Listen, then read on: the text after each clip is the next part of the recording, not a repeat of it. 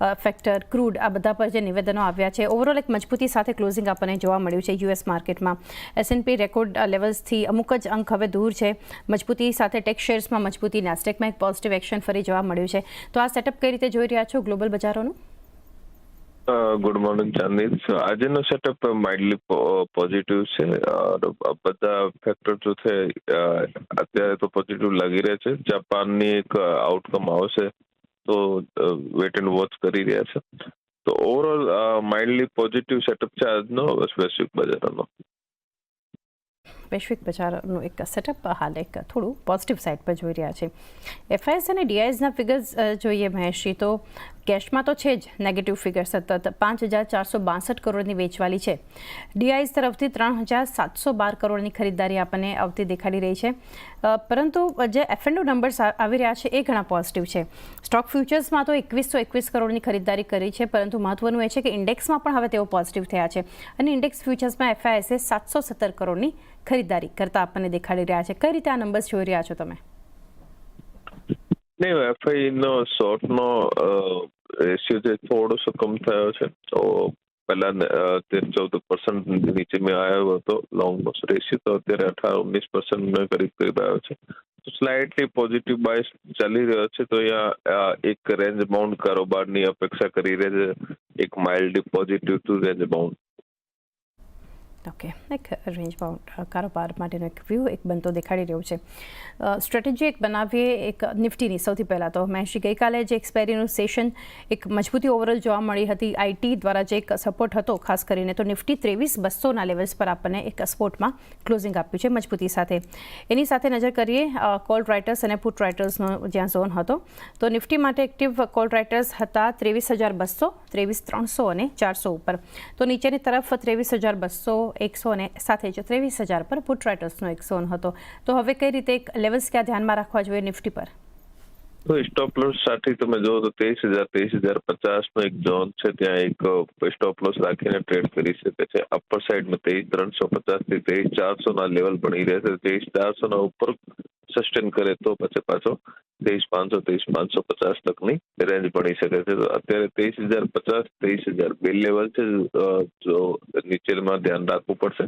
और upper side में 23,350, 23,400 ની એક રેન્જ બની રહી છે. ત્યાં રેન્જ ક્રોસ કરે તો ફર્ધર પાછી નવી તેજી પડી શકે છે. ઓકે, તો 23,350, 23,400ની એક રેન્જ ઉપરની સાઇડ પર એક બની શકે છે નિફ્ટી માટે. નિફ્ટી બેંકમાં હજુ પણ કોઈ મજબૂતીની કે રિકવરીની એટલી અસર આપણને ગઈકાલના સેશનમાં નથી જોવા મળી મહેશજી. 48,590, લગભગ 5% વધુના ઘટાડા સાથે આપણને ક્લોઝિંગ જોવા મળ્યું છે નિફ્ટી બેંક માટે.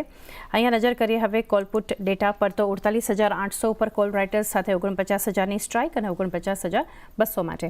નીચેની તરફ એક્ટિવ પુટ રાઇટર્સ 48,500, 48,200 ઉપર અને 48,000ની સ્ટ્રાઇક માટે.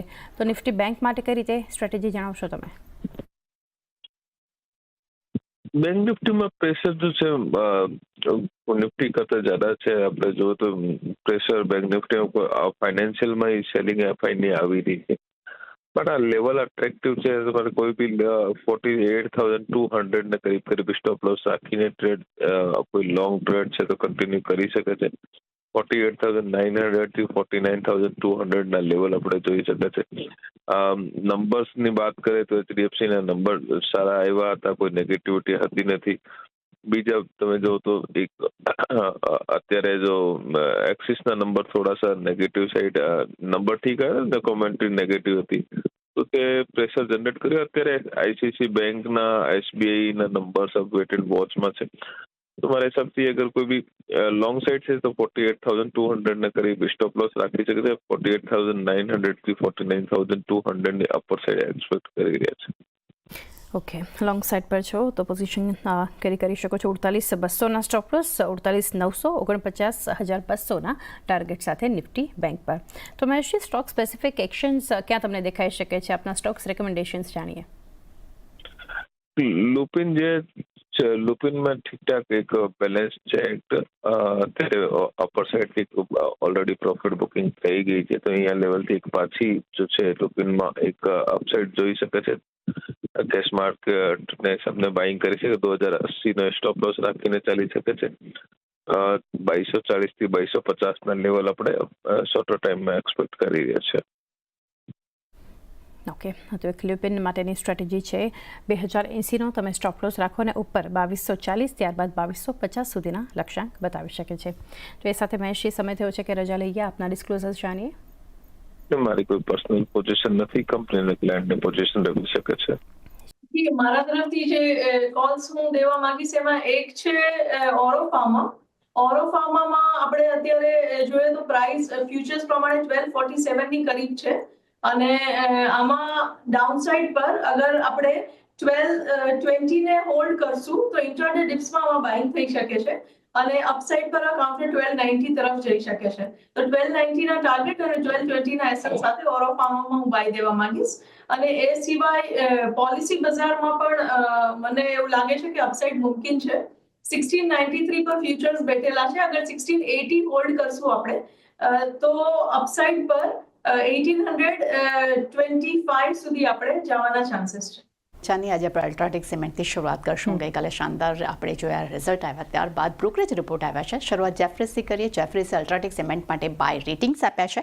લક્ષ્યાંક તેમને 13,265 રૂપિયા પ્રતિ શેર કર્યા છે. તેમનું માનવું છે કે Q3માં રિકવરી જોવા મળી રહી છે અને ટોપિક્સમાં કંપનીએ પોતાનું સ્થાન જાળવી રાખ્યું છે. એટલું જ નહીં, તાજેતરમાં જે કિંમતમાં વધારો થયો છે અને ઓપરેટિંગ લેવરેજને કારણે કરીને Q4માં પણ એબિટા વધી શકે છે અને એબિટા લગભગ 1100 થી 1150 પ્રતિ ટન સુધી વધવાની પણ તેઓ અપેક્ષા રાખી રહ્યા છે અને FY25-27 દરમિયાન 14% વોલ્યુમ CAGRની પણ તેઓ અપેક્ષા રાખી રહ્યા છે.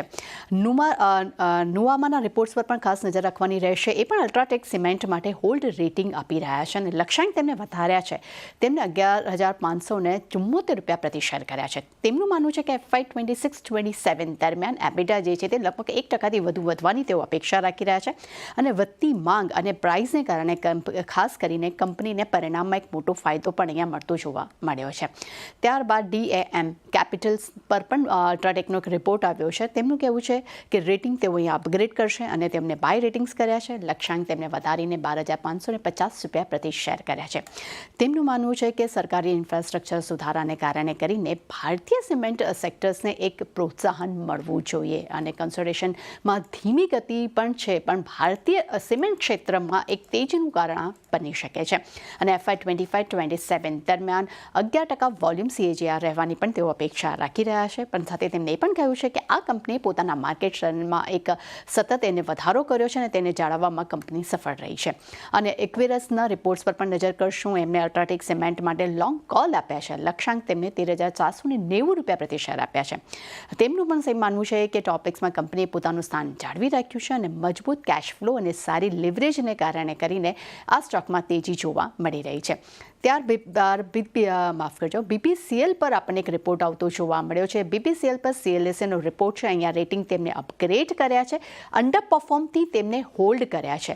લક્ષ્યાંક તેમને 271.2 પૈસા એટલે કે 20 પૈસા પ્રતિ શેર તેમને કર્યા છે. તેમનું માનવું છે કે રિફાઇનિંગ અને સરપ્રાઇઝ ઇન્વેન્ટરીના ખર્ચને કારણે કરીને Q3ના પરિણામમાં ઘટાડો આવ્યો છે. એટલું જ નહીં, આગામી બજેટમાં સરકાર દ્વારા નુકસાનની ભરપાઈ મોટા પ્રમાણમાં થશે તેવી પણ તેમને અહીંયા અપેક્ષા રાખી છે. પરંતુ સાથે તેમણે એ પણ વાત કરી છે કે માર્ચમાં સોર્સિંગ મિક્સમાં રશિયન ક્રૂડ્સનો હિસ્સો જે છે તે 30%થી ઘટીને 20% થવાની પણ તેઓ અપેક્ષા રાખી રહ્યા છે અને અગર જો રશિયન ક્રૂડ્સના શેર્સમાં ઘટાડો કરશે તો તે ખાસ કરીને તેને સરળતાથી મેનેજ કરવામાં કંપની સફળ પણ રહી શકે છે. પરંતુ જે કરેક્શન આવ્યું છે ત્યારબાદ કંપનીનો જે સ્ટોક ટાર્ગેટ છે તે પ્રાઇઝની નજીક આવતો જોવા મળી રહ્યો છે. આ કારણસર તેમને રેટિંગ અંડર પરફોર્મથી હોલ્ડ કર્યા છે અને BPCL પર મોર્ગન સ્ટેનલીના રિપોર્ટ પર પણ નજર કરવી જોઈએ. તેમને ઓવરવેટ રેટિંગ આપ્યા છે. લક્ષ્યાંક તેમને 419 રૂપિયા પ્રતિ શેર કર્યા છે.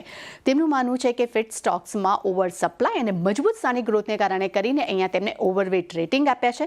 પરંતુ 2025 સુધીમાં એટલે કે એપ્રિલ 2025 સુધીમાં કુકિંગ ગેસ માટે સબસિડરી ફાળવવા માટે મેનેજમેન્ટે પોતાનો એક વિશ્વાસ આપ્યો છે. એટલે આ કારણસર BPCL માટે પણ એક પોઝિટિવ રિપોર્ટ્સ આપણે અહીંયા કહી શકાય છે. એટલે ખાસ કરીને આજે બે સ્ટોક્સ છે, અલ્ટ્રાટેક સિમેન્ટ અને BPCL, બંને પર જ આજે ચાંદની આપણે ફોકસ રહેશે.